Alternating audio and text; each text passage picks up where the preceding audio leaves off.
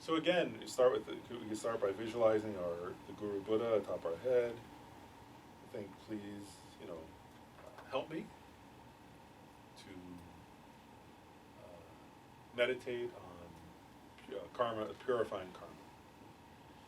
In order to progress, in order to purify my karma and purify my mind, so that I can swiftly progress to Buddhahood for the benefit of all beings, and myself and all of the sentient beings. The Guru Buddha again pours down rainbow light with nectar.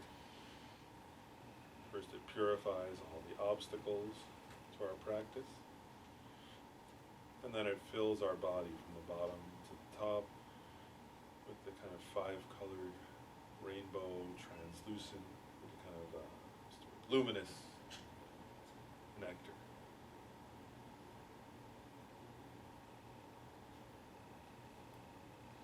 Think, okay, now I'm going to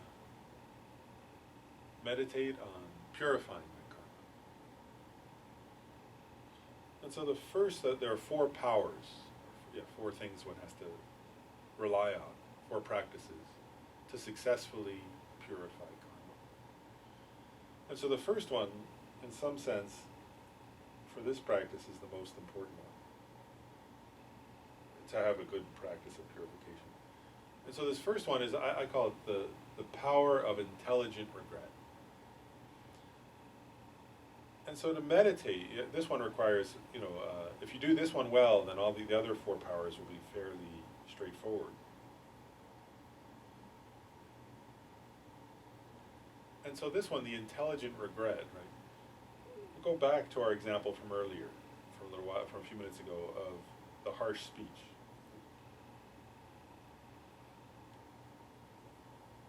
So the time when you spoke harshly, we'll use that as the example again, to generate intelligent regret. You'd have to do this for each time you're going to purify, you'd have to go through this. But the metaphor that's often given for intelligent regret is like someone who inadvertently ate or drank something with poison in it, right? And then wants to get it out of their system before it kills them. So it's not like really a moralistic feeling. It's more of a visceral sense of wanting to get rid of something, before it hurts you. So with this idea of harsh speech, right, you go back to that example of the time, so each go back to the time I spoke harshly that I was thinking of earlier. Right? And, or times I spoke harshly, either way, right? And we contemplate like this. Okay, so I did that negative action. I acknowledge that, or confess it to myself and to the Buddhas and Bodhisattvas. So why do I regret it? Well, if I look at it honestly, right, that karmic seed, or those karmic seeds are inside me.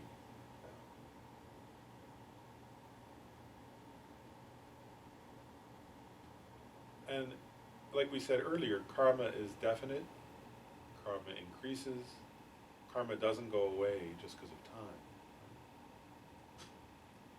So those seeds of karma that are inside me right now, if I don't purify them, are going to cause me to suffer. And indirectly will also end up causing others to suffer, actually. So those particular karma from my past of speaking harshly, right, when I hurt the mind of somebody else, hurt the feelings of somebody else.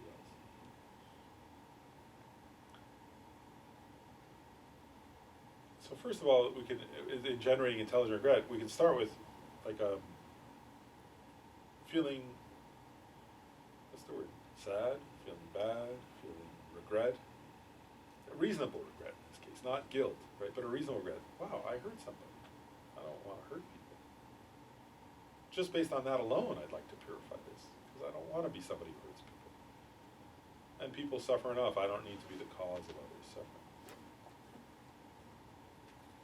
And now I have this seed in me, right, of that karma. And if I don't purify it, as we already said, first of all, if that seed comes up at the time of my death, it will throw me into the lower realms. My next rebirth will be some horrific rebirth. That doesn't help anybody, right? There is, I'll suffer meaninglessly because I did something out of anger, hatred, whatever. It'll be like a waste of suffering. I don't like suffering now, even a little.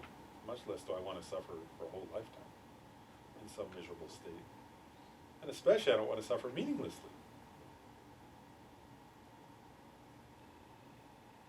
At least if I bear hardships for something meaningful, that's okay. It's not fun, but at least there's something to it. This, if it ripens, will just be totally meaningless misery.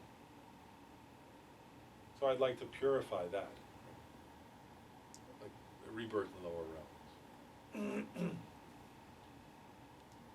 And also, like in terms of intelligent regret, I don't want to keep that pattern. Whereas if I don't purify it, I'm going to have experiences of people being harsh to me and of me being harsh to them over and over again, like we said earlier. Some endless cycle of mutual harm. Again, like, I don't want to live that. Like, oh my goodness, who in the world would want to live that? Right? And if there's a way, if there's this method to purify it, of course I want to purify that, right? I don't want to live this life, the time of death, and future lives hurting other people and being hurt by other people, having this karmic tendency to speak harshly and then to hear harsh speech and then to speak harshly and then hear harsh speech. It's like a horrifying idea, actually, to spend eternity doing that. I absolutely want to purify. Right? I don't want to be reborn in places where people treat each other cruelly and where I participate in. If anything, I want to help myself and also all other beings not be in such environments and to change such environments. But as long as I have this negative karma inside me, not only can I not help others not do that, I'm contributing to it.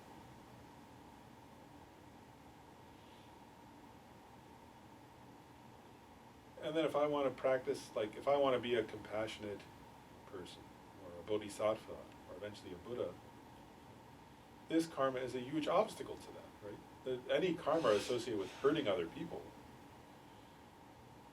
is going to get in the way of my practice, of the path to enlightenment. It's going to get in the way of my practicing compassion, and love, and kindness. It'll be like it'll contaminate, in a way, those. Right? If I continue to have this tendency to speak harshly to others, it will contaminate all my efforts. It will undermine them. I'll make effort to do something positive, and then this will destroy that effort. And I won't make progress on the path. And so again, when just kind of, to generate this sense of, it's like a visceral, intelligent, reasonable regret, right? Not guilt, not sort of some self-flagellation, but a sense of like, first of all, that behavior, that karma is not who I am. Right? It's not who I am, it's not who I want to be. It goes against my values. It's going to cause me, it caused others to suffer when I did it. It will cause me and others to suffer in the future. Right? To suffer meaningless, endless harshness, harm, cruelty. And one keeps contemplating it until one really feels some sense of, oh, yeah, I just want that out of me. Like I want to let that go, I want to purify it, and I want it to never again be part of my being. And that's what this method of purification is for, thank goodness. How wonderful that there's a method to sort of release that, to purify that, to sort of, an antidote. It's an antidote to get the poison out of my being, so that I can move on and leave it behind, and not have to harm others or be harmed by that karma.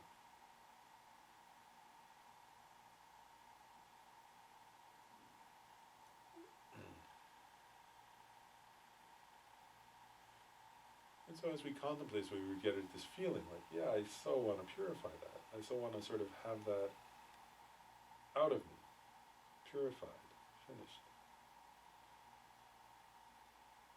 And at this point, one does the second power, which is sometimes called the power of support. And so in this one, first, while wishing to purify that one, first, there are two parts to this one. First is turning to the Buddha, Dharma, and Sangha. So like feeling, yes, I want to purify that, and then turning to the Buddha at the top of your head and saying, please help me. You know, you enlightened beings, and through your Dharma and Sangha community, like,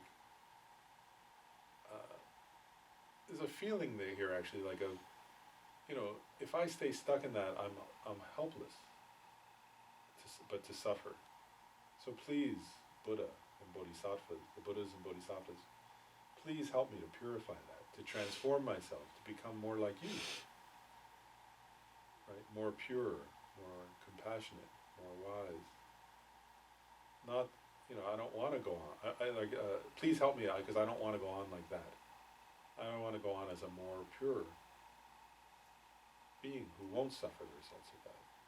So one turns to the refuge objects, the three jewels of refuge, and says, please help me.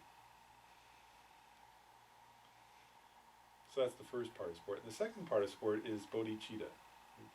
So is actually asserting, when I did those negative actions, like of harsh speech, it was out of self-centered, like selfishness and egotism and afflictive emotions, right?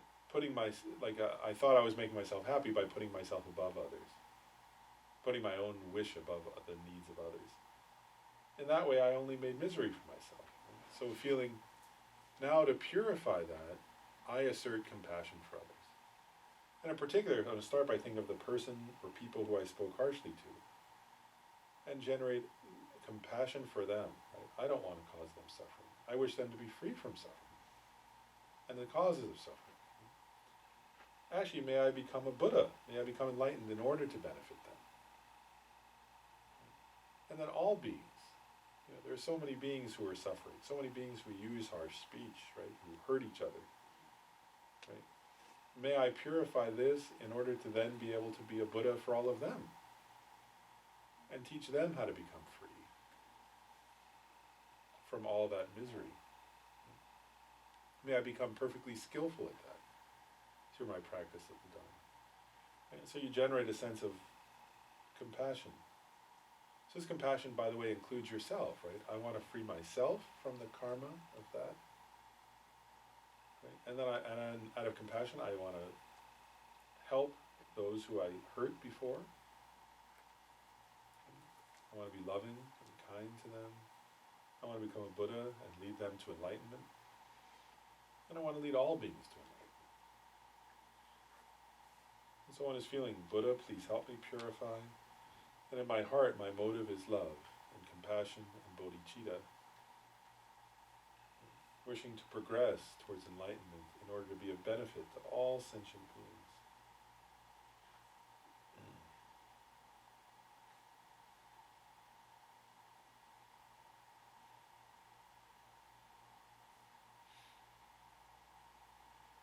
And so now, motivated with this feeling of refuge and of compassionate bodhicitta, we'll move on to the third power, which is the power of the antidote. And that's just, in brief, that's doing some positive action to kind of counteract the negative energy I'm creating. In this case, since it was speech, we'll just do a very simple mantra recitation, because that's using your voice in a positive way.